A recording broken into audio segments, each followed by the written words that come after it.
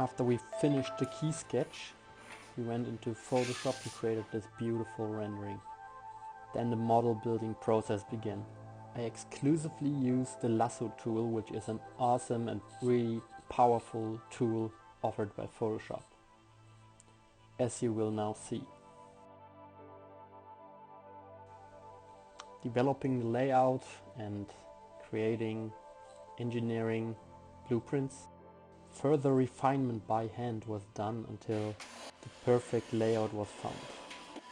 Here we decided to put some holes in the side of the car, but you cannot do this with a gun because the steel is very powerful. And now you see a video from the assembly line and followed by some product pictures.